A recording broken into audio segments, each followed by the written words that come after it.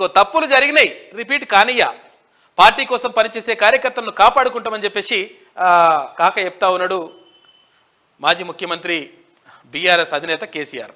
ఇక వచ్చే నెల నుంచి తెలంగాణ భవన్లో అందుబాటులో ఉంటానని వెల్లడి. ఏమన్నా అందుబాటులో ఉన్నావు కాక? నువ్వు కలుద్దామంటే కలవకపోతే కానీ ఎవ్వరికి కూడా అసలు చాలా మందిని కూడా కలుద్దామని మస్తు ప్రయత్నం చేసిండ్రు. పాపం సమస్యలతో వస్తే ఒక్కరికి కూడా ముఖం కూడా చూపించకపోతుంది.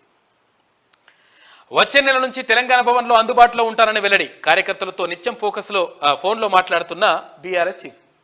తీరిక దొరికింది, మంచిగా మాట్లాడు, అట్లా మంచిగా నువ్వు ప్రశాంతంగా ఉంటే మంచిగా ఉంటుంది. ఇంకా ఫామ్ హౌస్లో మంచిగా ప్రశాంతంగా ఏర్పాట్లు చేసుకో. కాకపోతే కరీంనగర్లో వేసిరట.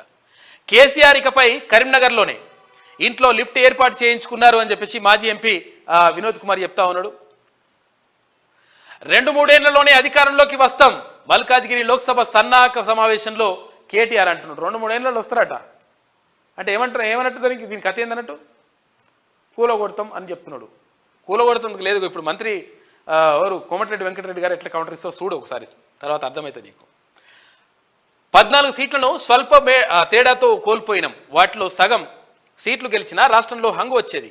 యూట్యూబ్ ఛానళ్ళ అడ్డగోలు దుష్ప్రచారంతోనే ఓడిపోయామని కామెంట్. దుష్ప్రచారం కాదు, 100% ఉన్న వాస్తవాలను ఉన్నట్టుగా కొన్ని యూట్యూబ్ ఛానళ్ళు చెప్పినాయి.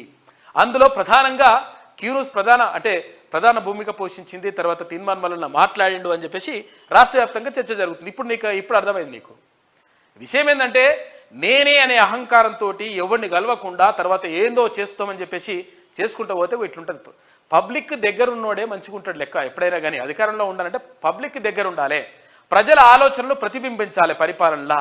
ఏం లేకుంటే ఇష్టం వచ్చినట్టుగా చేస్తా అనుకుంటే ఇట్లనే ఉంటుంది లెక్క. 2-3 ఏళ్ళలో వస్తాడు, మళ్ళా వస్తాడు, చూస్తారు ఇక.